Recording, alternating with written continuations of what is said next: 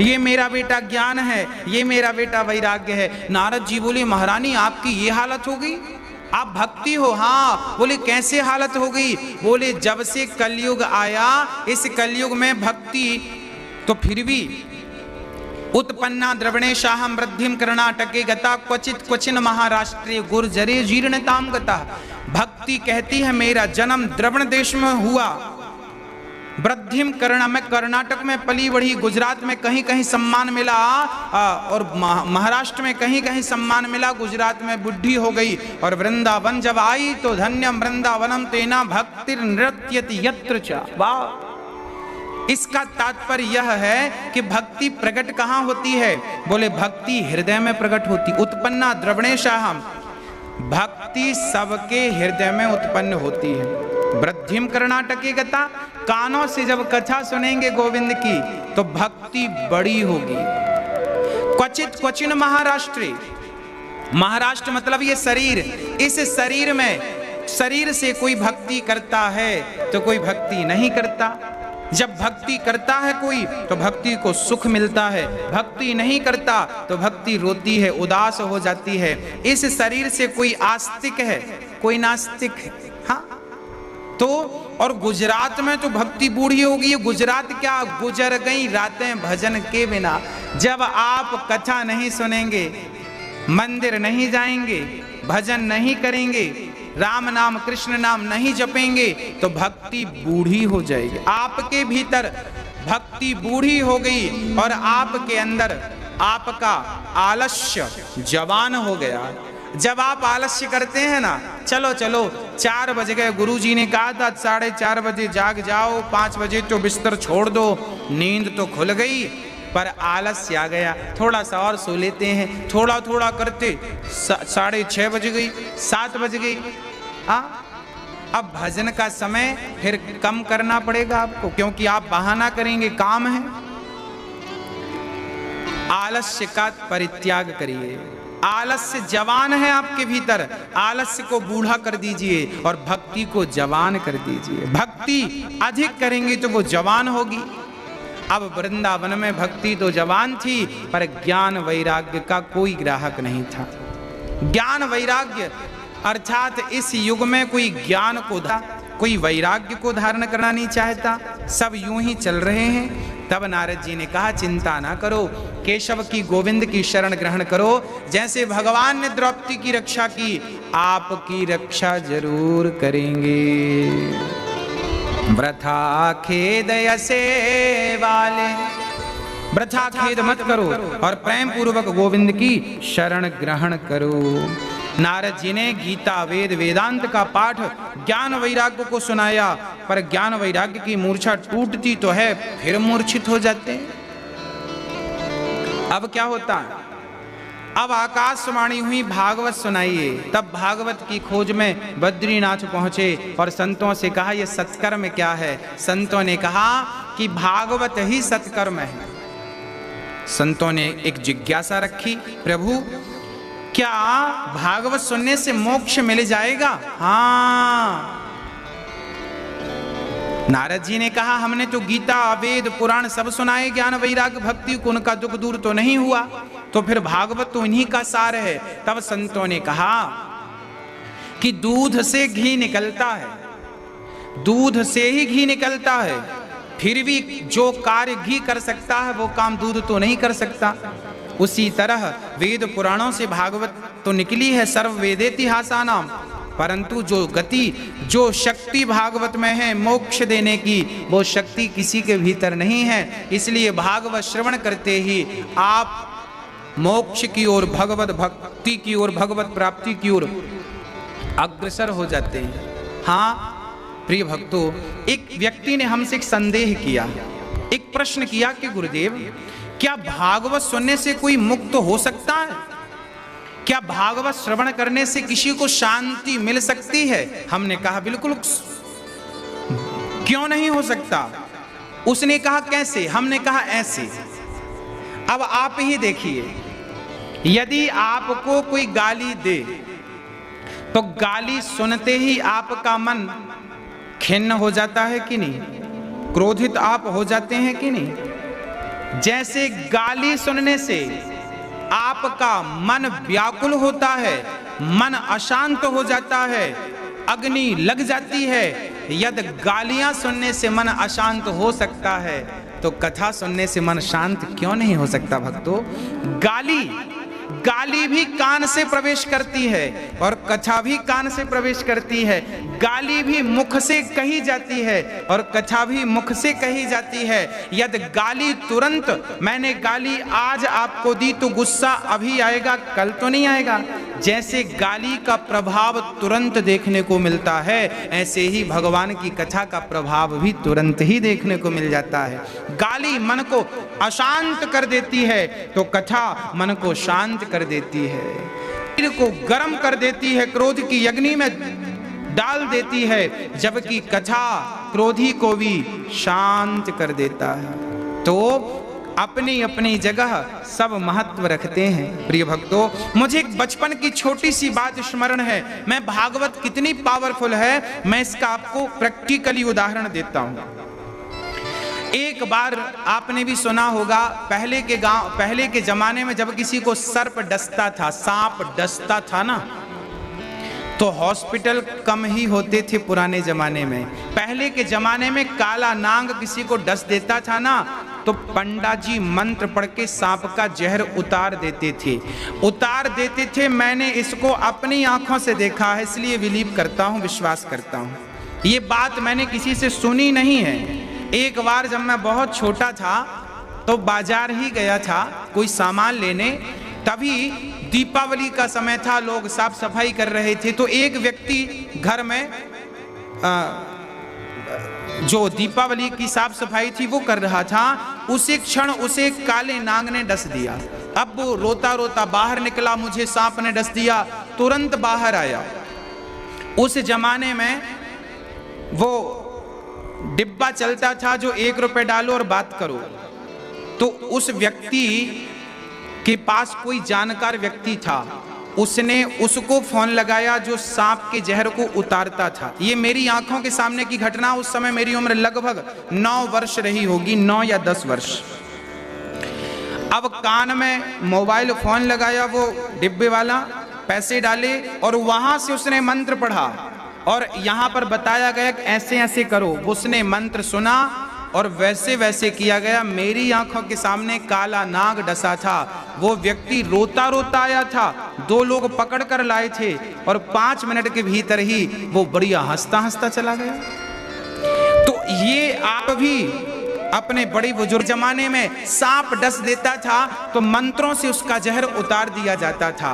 अब आपसे जरा स्पष्टीकरण कर लूं कि जिसे सर्प ने डसा था उसे तो समझ में नहीं आया कि पंडा जी ने कौन सा मंत्र पढ़ा। भाई पंडे ने तो मंत्र पढ़ा, अब उसे समझ में नहीं आ रहा कि पंडे ने क्या पढ़ा, पर जहर तो सही में उतर गया ना। उसी प्रकार से भागवत के 18,000 श्लोक आपकी समझ में आए ना आए, परंतु जन्म जन्म के पापों का जहर भागवत सुनने से उतर जाता है। जैसे सर्प का डसा हुआ व्यक्ति झाड़ने से उसका जहर उतर जाता है, ऐसे 7 दिन की कथा से जन्म जन्म के पापों का जो जहर है वो जहर इस भागवत से उतर जाता है। ये निश्चित है, ये अटल सत्य है, ये भागवत की पावन सी महिमा है। और क्या गाएं हम आपको। हाँ प्रिय भक्तों, श्री नारद जी महाराज को विश्वास हुआ, हरिद्वार की पावन सी धरा पर शुरू हुई भागवत की कथा। 4 आसन लगाई गई सनकादियों के लिए और कथा चालू हुई। सदा सेव्या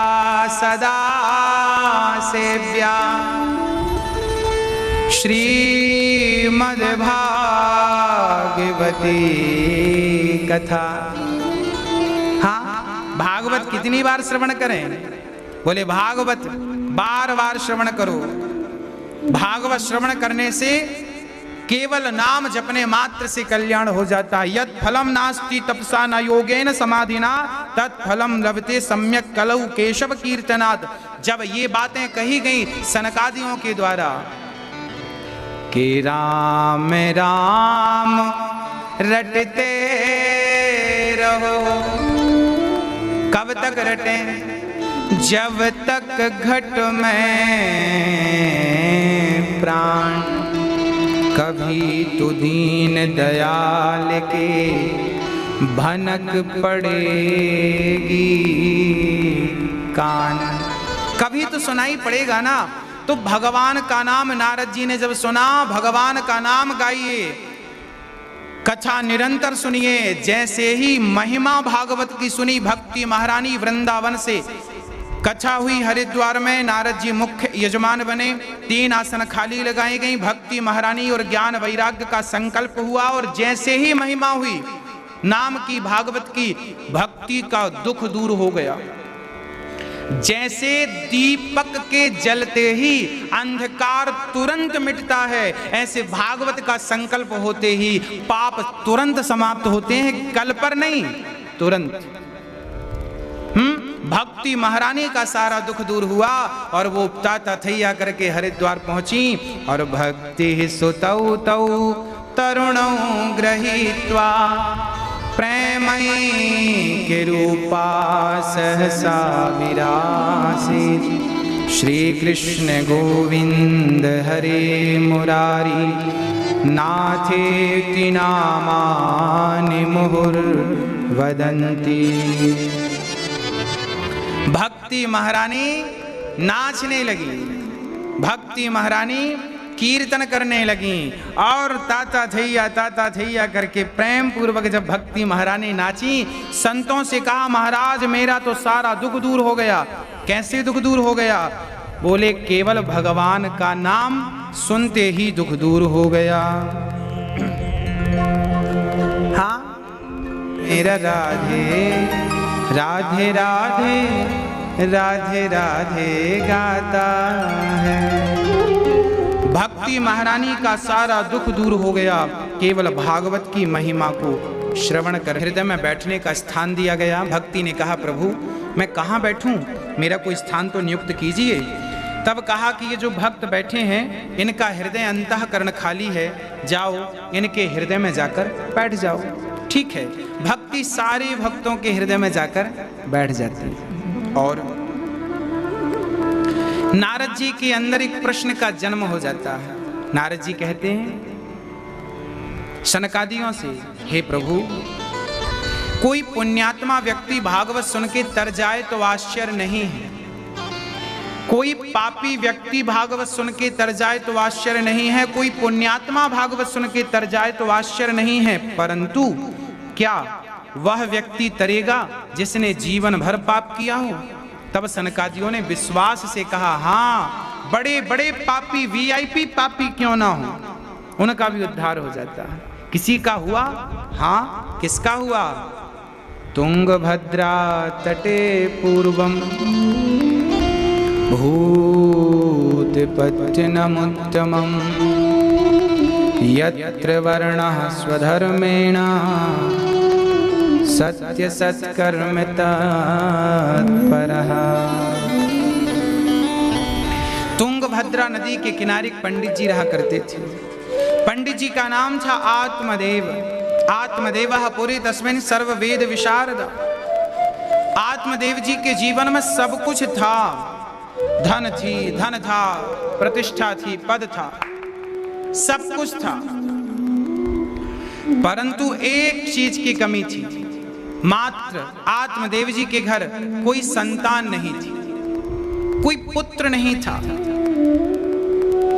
आत्मदेव जी ने बहुत पूजा की, पाठ किया, यज्ञ किया, जप किया, तप किया, सब कुछ किया पुत्र की प्राप्ति के लिए, पर पुत्र नहीं हुआ, पुत्र नहीं हो सका। कई बार क्या होता है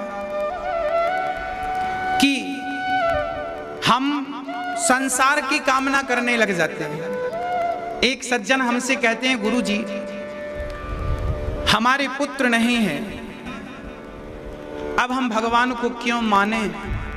इतनी पूजा करते हैं, इतनी पाठ करते हैं, इतने यज्ञ करते हैं, इतना जाप करते हैं, पर हमारे पुत्र नहीं है, संतान नहीं है, क्यों?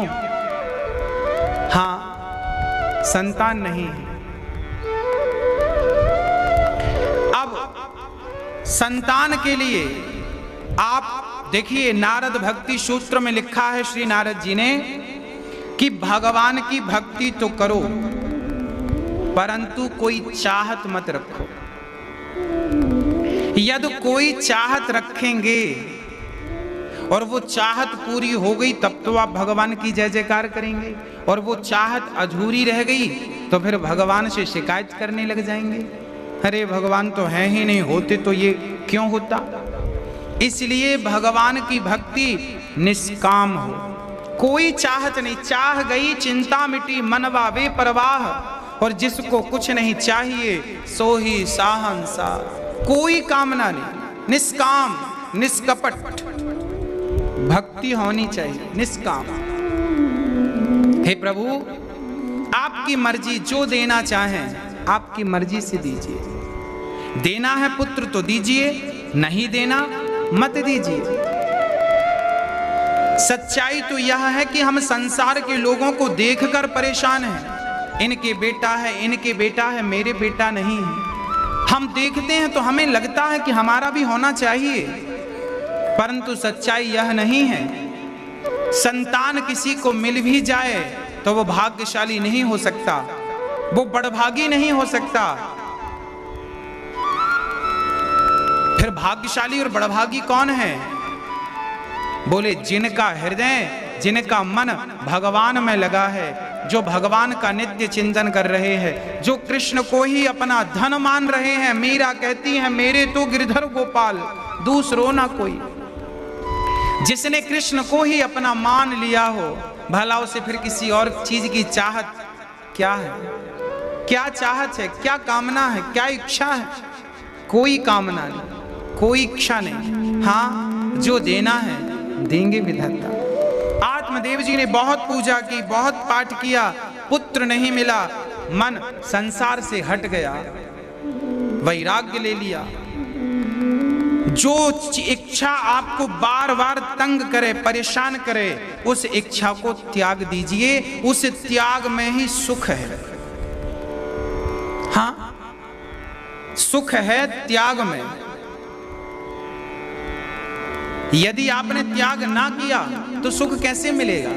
जैसे आपकी इच्छा है कि मैं गाड़ी लूं, गाड़ी की कीमत 5 लाख रुपए है, अब 5 लाख रुपए अभी आपके हैं, अब ये 5 लाख रुपए आपको देना पड़ेगा, अर्थात इनका त्याग करना पड़ेगा।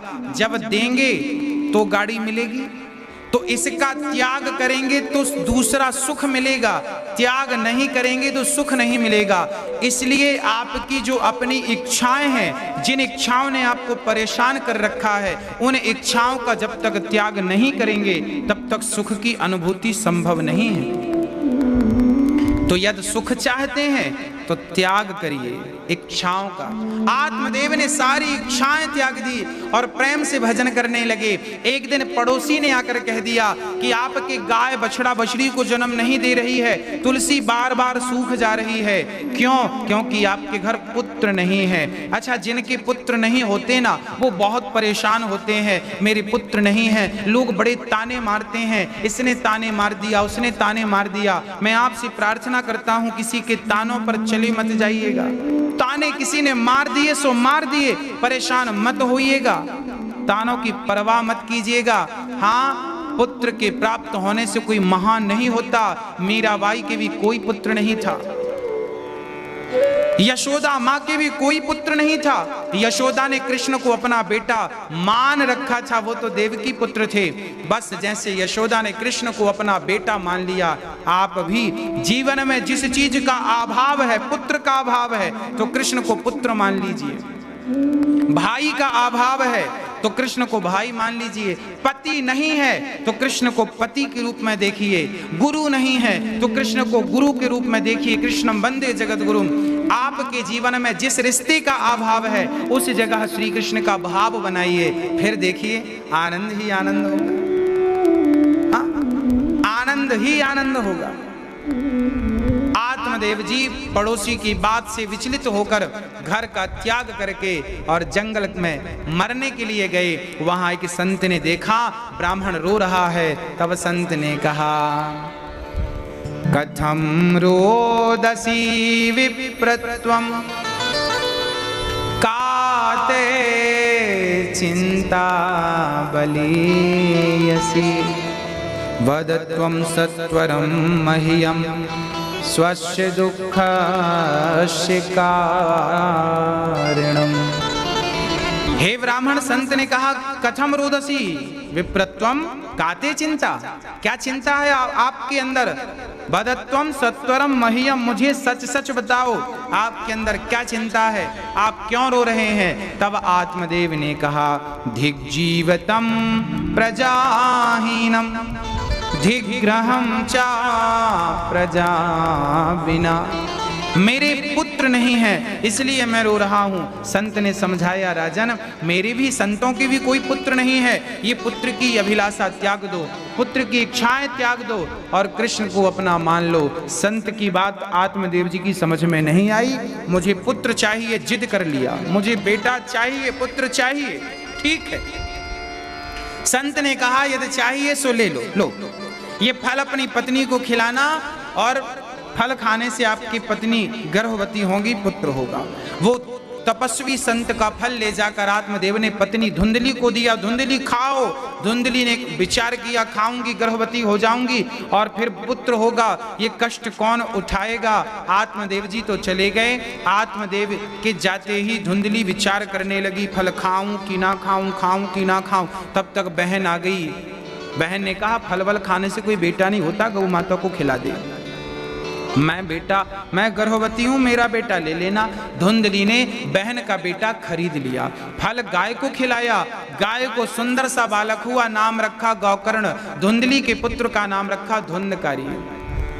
अंत में क्या हुआ, धुंधकारी जब बड़ा हुआ तो बड़ा दुष्ट हुआ कि यत कालेन तौ जातौ तरुणौ तनया बुभौ गौकर्णः पंडितो ज्ञानी धुंधकारी महाखलः। महाखल दुष्ट धुंधकारी। एक दिन धुंधकारी अपने पिता से कहते हैं पिताजी मुझे धन दो। पिता ने कहा तूने सारा जुआ में नाश कर दिया धन का, अब कहां से लाऊं? आपने जमीन में गाड़ रखा है, निकालो। पिता ने कहा कुछ नहीं है, ये गलतफहमी मत पाल। तब धुंधकारी ने पिता को सारे गांव के बीच में, लोगों के बीच में अपने पिता के ऊपर हाथ उठा दिया, लाठी उठाई और पिता की पीठ में जो बरसाना शुरू किया।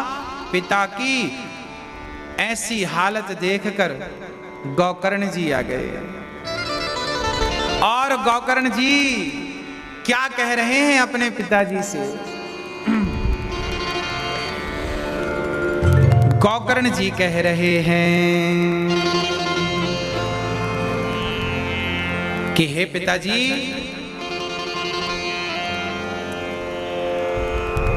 गौकर्ण जी बड़ा उत्तम कोटि का ज्ञान दे रहे हैं।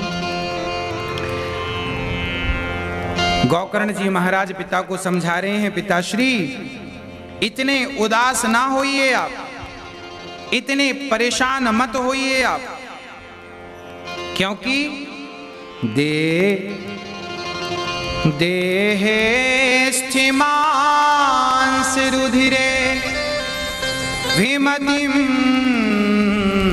त्यजत्वम् जाया सुतादिषु सदा ममतां विमुञ्च पश्यानिशं जगदिदं क्षणभङ्गनिष्ठं वैराग्यरागरसिको भवभक्तिनिष्ठः। पिताजी ये शरीर हमारा हाड़ मांस का है। आत्मदेव जी ने कहा पिताजी आप कहते हैं ये पत्नी मेरी है, ये पुत्र मेरा है, ये परिवार मेरा है, आप ये बताओ क्या ये शरीर आपका है? अरे जो शरीर हमारे पास है, ये आंख, ये नाक, ये कान, ये हाथ, ये पांव, ये शरीर जो हमारे पास है, कल को हमें ये शरीर भी छोड़कर जाना पड़ेगा। हमारा ये शरीर भी हमारा साथ नहीं निभाएगा। हाँ, ये शरीर भी हमारा नहीं है। यदि शरीर आपका था तो आंखों में कम दिखने लगा, रोका क्यों नहीं? कानों में कम सुनाई पड़ने लगा, आपने रोका क्यों नहीं? बुढ़ापे में हाथ पांव कमजोर पड़ गए, रोका क्यों नहीं? इसका अर्थ है कि शरीर आपके पास है पर आपके पास होता हुआ भी आपका नहीं है। जब ये शरीर आपका नहीं हो सका तो पत्नी पुत्र परिवार आपका कैसे हो सकता है? जग से प्यार ना करो, जगन्नाथ से प्यार करने लग जाओ। हाँ, जगन्नाथ ही पार लगाने वाले हैं। पिताजी को जब धुंधकारी ने मारा, पिताजी घर त्याग कर निकल गए। धुंधकारी ने अपनी माँ पर हाथ उठाया और माँ को मारना शुरू किया। माँ बेचारी रोती हुई कुएं में कूद के मर गई। अर्थात धुंधकारी ने अपनी माँ पर बड़ा अत्याचार किया, बहुत सारे जुल्म किए। जैसे आज के बच्चे भी अपने माँ बाप के साथ बहुत अत्याचार करते हैं। बहुत सारे बच्चे तो माँ बाप को भगवान मानकर सेवा करते हैं। ऐसे बच्चों को मैं नमन करता हूँ, पर ऐसे बच्चों से मुझे शिकायत भी है जो बच्चे अपनी माँ की सेवा नहीं करते। हाँ, अरे भगवान की सूरत तुमने देखी है क्या? जब हम भगवान के घर से संसार में आने लग गए तब इंसान ने भगवान से पूछा था कि प्रभु मैं तो तेरी संतान हूं, मैं तो तेरी औलाद हूं, मैं संसार में किसके भरोसे रहूंगा? कौन मुझे पालेगा, कौन मेरी सेवा करेगा, कौन मुझे रोटियां देगा? तब भगवान ने कहा था बेटा तेरे जाने के पहले मैं स्वयं तेरी सेवा करने के लिए, तेरी परवरिश करने के लिए आ जाऊंगा। तब हम लोगों ने पूछा था कि भगवान आप संसार में किस रूप में आएंगे? तब भगवान ने कहा था संसार में जन्म लेते ही जब तू आंख खोलेगा और आंख खोलते ही जब तू देखेगा, जिसे देखेगा उस रूप में मैं ही हूं। सबसे पहले तू अपनी माँ को देखता है, तो जो तेरी माँ है ना वो मैं ही माँ बनकर यहां आता हूं। एक बात आपको बता दूं कि जब आप कोई फैक्ट्री लगवाते हैं, कोई मशीन लगाते हैं अपने घर पर, तो कंपनी के लोग पहले आते हैं, फिटिंग करते हैं और कैसे उसे चलाना है स्वयं कंपनी वाले सिखाते हैं, समझाते हैं। आपने घर पर एसी लगवाई तो एसी लगाने के लिए कंपनी वाले आएंगे, आपके घर लगाएंगे, कैसे उसे संभालना है, कैसे उसे चलाना है आपको सिखाएंगे। ऐसे ही जब भगवान के घर से हम संसार में आए तो स्वयं भगवान ही माँ बनकर हमें आए संसार में सिखाने, बेटा अब तुम्हें संसार में ऐसे जीना। माँ गुरु होती है ना, गुरु माँ बनकर दूध पिलाती है और गुरु बनकर सिखाती है, बेटा इस रास्ते पर नहीं चलना, इस रास्ते पे मत जाना, ये रास्ते को अपनाना। सच्चाई के, ईमानदारी के पाठ पढ़ा कर माँ तुम्हें चलाती है, सिखाती है, समझाती है। वो भगवान जैसे कंपनी से एसी लगाने वाला आता है, वो कंपनी का आदमी है, आपका नहीं, वो सिखा रहा है। ऐसे माँ भगवान की आदमी अर्थात माँ भगवान के घर से आई हुई है, जो भगवान ने भेजा है, भगवान ही स्वरूप में है कि आपका लालन पालन करते हैं। तो जब आंख खुली तो पहला रूप माँ का देखा, वो परमात्मा ही माँ बनकर, ईश्वर ही माँ बनकर आपके सामने है और आपकी सेवा करता है। आपका मलमूत्र साफ करती है माँ, खिलाती है माँ, पिलाती है, दूध पिलाती है और कितना बढ़िया लालन पालन करती है, बड़ा बना देती है आपको। और आप जब बड़े बन जाते हैं तो उसी माँ के एहसानों को भूल जाते। तुमने क्या किया मेरे लिए? वाह, तुम्हारी जेबा पर कीड़ा नहीं पड़ गए जब तुमने माँ से ये कहा कि तुमने हमारे लिए क्या किया। हाँ, क्या तुम माँ को ये शब्द कहने के योग्य हो कि तुमने क्या किया? ना, मैं सभी भाइयों से प्रार्थना करता हूं कभी अपने माँ बाप को पलट कर ये जवाब मत देना कि तुमने मेरे लिए क्या किया। कुछ ना किया होता तो क्या। अंत में 5 स्त्रियों के संग, 5 स्त्रियों का गुलाम हो गया, 5 स्त्रियों के संग रहने लगा। अंत में वो पांचों स्त्रियां धुंधकारी को मार डालती हैं गला दबाकर। ये 5 स्त्रियां कौन है? ये धुंधकारी कौन है? ये आत्मदेव कौन है? आइए समझते हैं। एक उत्तम नगर है, उत्तम नगर है हमारा शरीर। इस उत्तम नगर के शरीर में एक आत्मदेव जी रहते हैं, अर्थात एक आत्मा रहती है। ये शरीर पर एक आत्मा रहती है और साथ में एक धुंधली भी रहती है। धुंधली मतलब जो धुंधला धुंधला दिखे, क्लियर ना हो, स्पष्ट ना हो, अर्थात वो बुद्धि जो क्लियर नहीं है, स्पष्ट नहीं है। तो हमारे इस शरीर के नगर में आत्मा भी रहती है और साथ में धुंधकारी भी रहता है। ये धुंधकारी कौन है? हमारा मन धुंधकारी है। धुंधकारी की 5 पत्नियां हैं, हमारा मन भी 5 स्त्रियों के संग लगा रहता है। ये कौन है स्त्रियां? 5 ज्ञान इंद्रियां। हमारी आंख रूप देखना चाहती है, हमारे कान अच्छे शब्द सुनना चाहते हैं, हमारी चमड़ी त्वचा अच्छा स्पर्श टच करना चाहती है, हमारी नासिका अच्छा सूंघना चाहती है और हमारी जिह्वा अच्छा रस लेना चाहती, स्वाद लेना चाहती है। इन 5 की हम सभी गुलामी कर रहे हैं। हम सभी या तो अच्छा देखना चाहते हैं, या अच्छा सुनना चाहते हैं, या अच्छा स्पर्श करना चाहते हैं, या अच्छा खाना या अच्छा सूंघना चाहते हैं। धुंधकारी इन 5 का गुलाम हुआ। अंत में इन 5 ने धुंधकारी को मार दिया।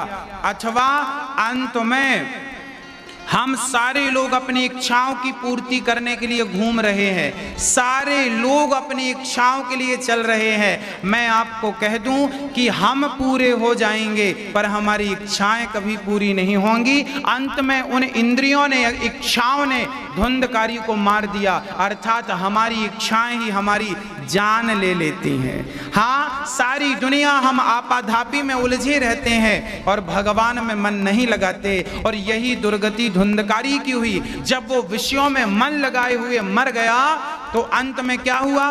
गोकर्ण जी प्रेत बन गया, और जब प्रेत बना तब गोकर्ण जी ने उन्हें भागवत की कथा सुनाई। जब आप गलत काम करते हैं तो आपका मन भटकता है, आप भटकते हैं, अन्य योनियों में चले जाते हैं, भूत प्रेत पिशाच बन जाते हैं। और जब कोई सच्चा गुरु आपके नाम से, आपके परिवार का कोई सदस्य कहे कि हमारे पूर्वजों के नाम से भागवत सुनाइए, और जब कोई भागवत आपके नाम से सुनवाता है तब कहीं जाकर आपका उद्धार होता है, नहीं तो आप प्रेत योनियों में ही भटकते रह जाते हैं। इसका सबसे सटीक उदाहरण धुंधकारी है। धुंधकारी जैसों की दुर्गति हो गई। हाँ, इसलिए गलत ना करें, इंद्रियों के अधीन ना बने। ये इंद्रियां हमें ठग लेती हैं, हमारी आंख ठग लेती है। अच्छा ऐसे दिखाती रहो बस। आदमी अंधा हो जाता है पर देखने की इच्छाएं समाप्त नहीं होती।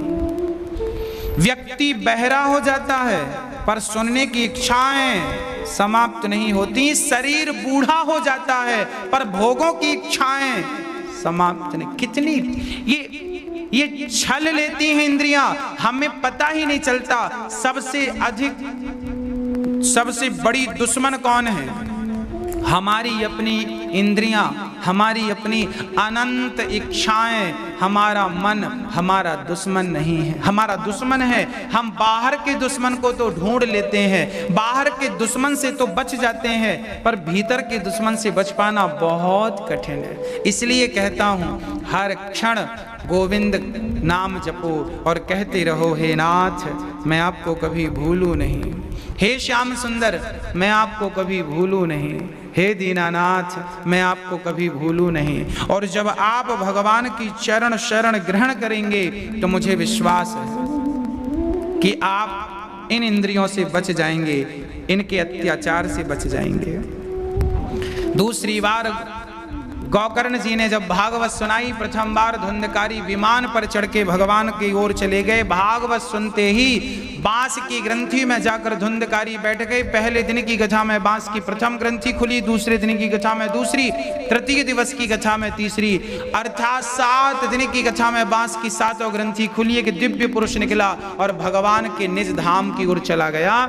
ये ग्रंथि क्या है? हमारे भीतर भी काम, क्रोध, लोभ, मोह, अहंकार, मत्सरता, कपट की ग्रंथि है। यदि आप मन भगवान में लगाएंगे तो आपकी ये ग्रंथियां भी धीरे धीरे समाप्त हो जाएंगी। काम मिटेगा, क्रोध मिटेगा, लोभ मिटेगा, भगवान मिटाएंगे, हम थोड़ी मिटाएंगे, भगवान मिटाएंगे, सब मिट जाएगा और आप निष्कपट निष्काम होकर और प्रसन्न चित्त से भगवान की शरण में पहुंच जाएंगे।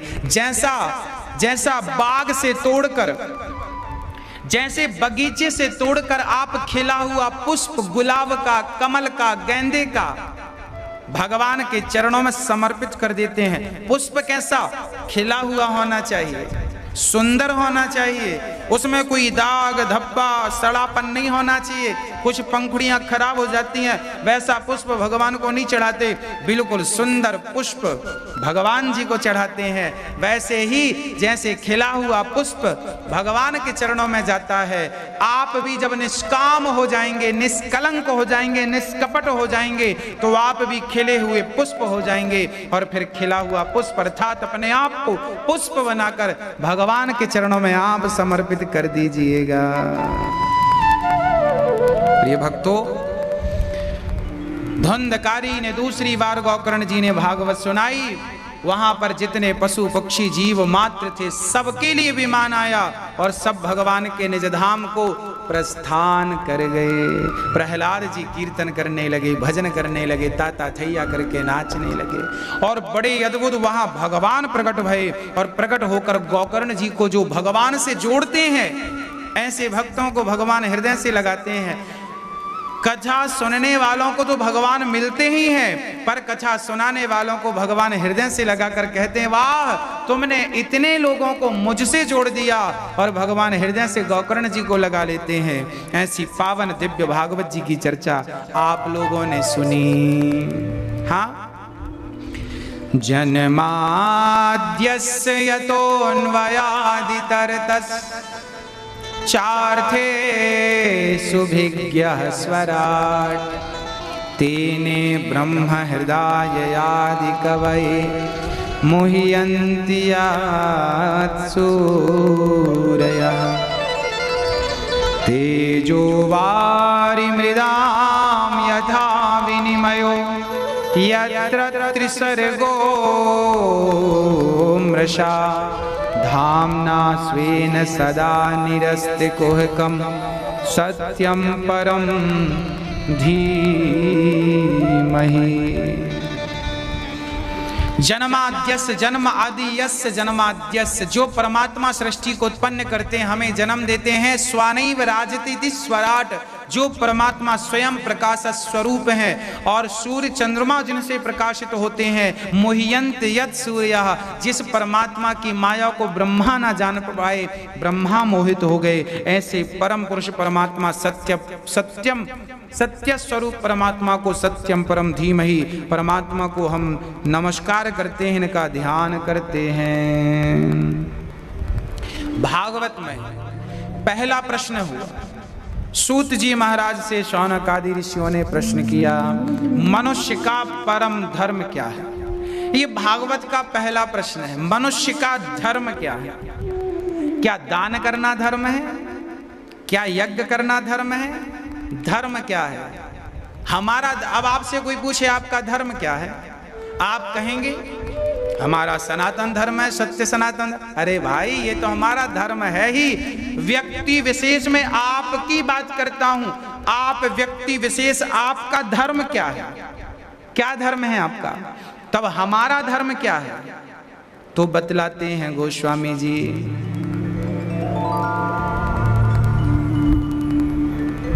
सत्य बराबर तप नहीं। क्या कहते हैं गोस्वामी जी? धर्म में न दूसर सत्य समाना आगम निगम पुराण बखाना।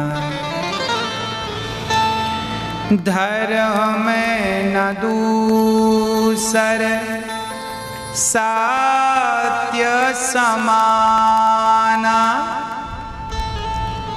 धर्म न दूसर सत्य समाना आगम निगम पुराण बखाना।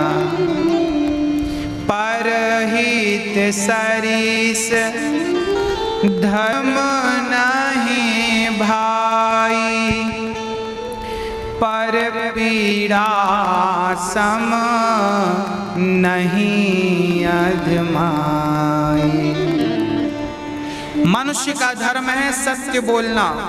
सत्य के लिए आन बान शान क्या है? सत्य। हमारी सत्य ही आन है, सत्य ही वान है।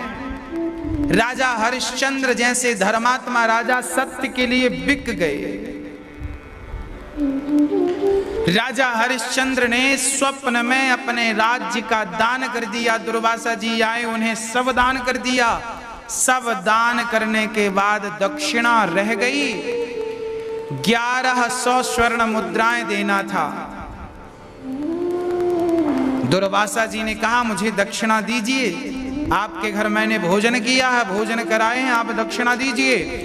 जबकि हरिश्चंद्र ने उसके पहले पूरा राज्य दे चुके थे, अब दक्षिणा कहां से लाएं? तब मजदूरी करने निकल गए हरिश्चंद्र। पत्नी तारा को लेकर, पुत्र रोहित को लेकर घर से निकल गए। महीने भर बीत गए, काम कहीं नहीं मिला। अब लग रहा है प्राण त्याग दें। गंगा जी के तट पर काशी पहुंच गए। तभी उनकी पत्नी तारा ने कहा, प्राणनाथ मुझे बेच क्यों नहीं देते? भरी बाजार में तारा खड़ी हो गई और कहा मुझे कोई खरीद लो। पंडित जी ने कहा पंडितानी बूढ़ी हो गई है, क्या मेरी पंडितानी की तू सेवा करेगी? घर पे झाड़ू पोंछा बर्तन करेगी? हाँ हाँ करेंगी। किस लिए? सत्य के लिए। धर्मो रक्षति रक्षिता। जब आप धर्म की रक्षा करते हैं तो धर्म भी आपकी रक्षा करता। वाह! श्री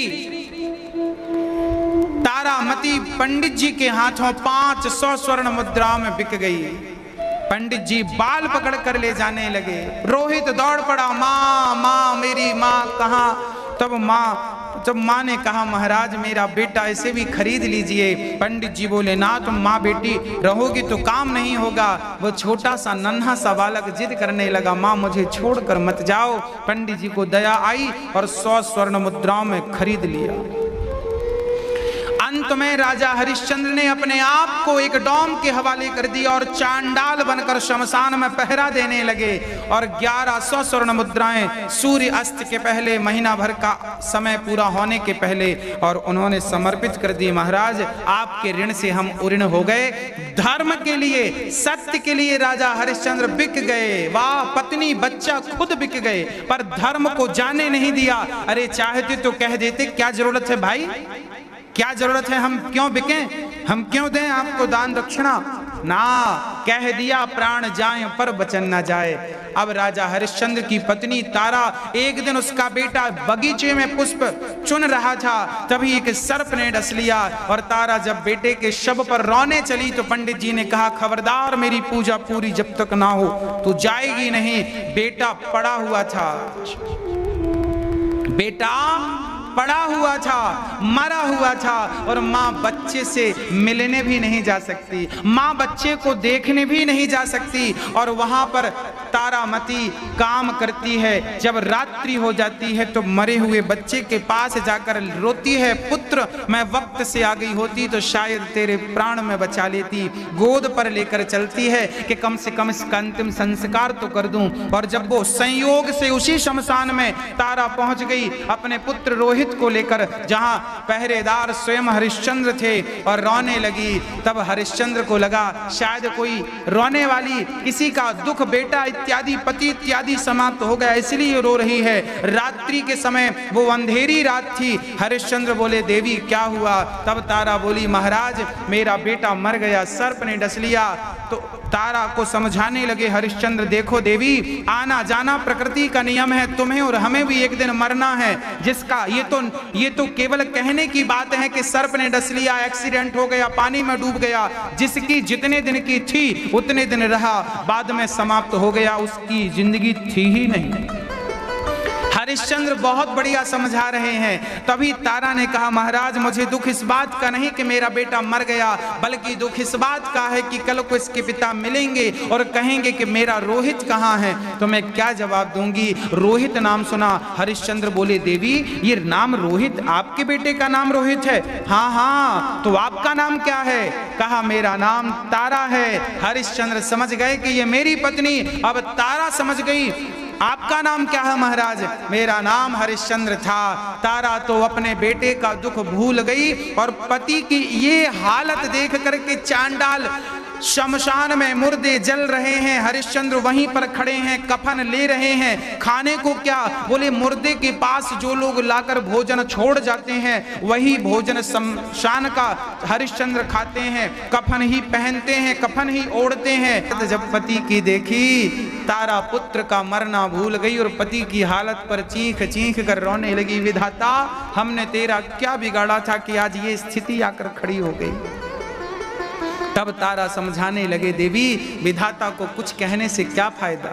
हाँ, जैसे हमने कोई पाप किए होंगे उसकी सजा हमें मिल रही है, तो क्या तुम ये चाहती हो कि हम संतों को दान ना करते? ना ना देवी, ये जीवन तो थोड़ा है, मर जाएंगे हम सभी, पर धर्म नहीं मरना चाहिए। हम मर जाएं तो मर जाएं, पर हमारे अंदर का धर्म, हमारे अंदर का सत्य नहीं मरना चाहिए। हरिश्चंद्र की ये बातें सुनकर तारा उनके चरणों में गिर पड़ी और तारा और हरिश्चंद्र ने सोचा कि चलो अब जीने से कोई लाभ नहीं। तब तक चर्चा ये भी मिलती है कि गांव वाले दौड़कर आ गए, कहा कि ये चोरनी है, हमारा धन चुराकर भाग रही है। हरिश्चंद्र के मालिक ने, जिसने खरीदा था डॉम ने, उन्होंने तलवार पकड़ा दी, हरिश्चंद्र को इस स्त्री का सिर खंडित कर दो।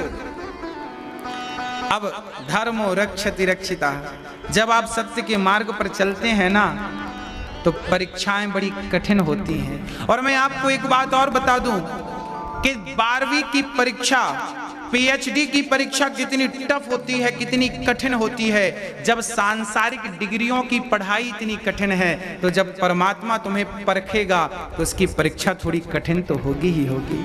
हाँ, आप हारिएगा मत। राजा हरिश्चंद्र के सामने पत्नी खड़ी है और कहा जा रहा है इसका सिर काट दो। राजा हरिश्चंद्र पत्नी की तरफ देखते हैं, उस पत्नी ने, उस नारी तारा ने कहा प्राण स्वामी जी यदि पत्नी चली गई तो वापस आ सकती है, पुत्र चला गया तो वापस आ सकता है, पर धर्म चला गया तो वापस नहीं आएगा। इसलिए आज पत्नी को मत देखिए, अपने धर्म की रक्षा कीजिए। तलवार उठाकर जब मालिक ने, जो जिसने खरीदा था, अब वो जो कहेगा तुम्हें करना पड़ेगा। और जो तलवार चलाना चाहा, अब तो भगवान को रहा ना गया, भगवान प्रकट हो गए हरिश्चंद्र के सामने, तलवार पकड़ ली और हरिश्चंद्र चरणों में गिर पड़े। भगवान ये सब क्या था? तेरी परीक्षा थी।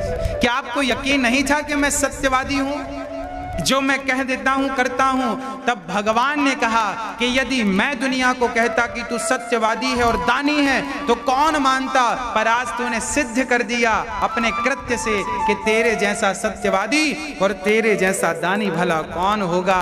दानियों में शिरोमणि श्री हरिश्चंद्र जी, भगवान ने अंत में उनका राज्य वापस किया और उन्हें राजा बनाया जहां की तहां। ये कथा छोटी सी हमें ये सिखाती है कि कितनी भी विषम परिस्थितियां आ जाएं, अनुकूल स्थितियां हों, तब तो सभी धर्म का पालन करते हैं, पर ऐसी प्रतिकूल परिस्थिति में भी आप अपने धैर्य को, अपने सत्य को ना छोड़ें। यही हम मनुष्यों का धर्म है। यही गोस्वामी जी कहते हैं कि धर्म है ना दूसर सत्य समाना और आगम निगम पुराण बखाना। मनुष्य का धर्म क्या है ये स्पष्ट आपको हमने कर दिया। शास्त्रों का सार क्या है, ईश्वर सगुण है या निर्गुण, इन तमाम प्रश्नों पर कल चलेंगे। राजा परीक्षित को 7 दिन में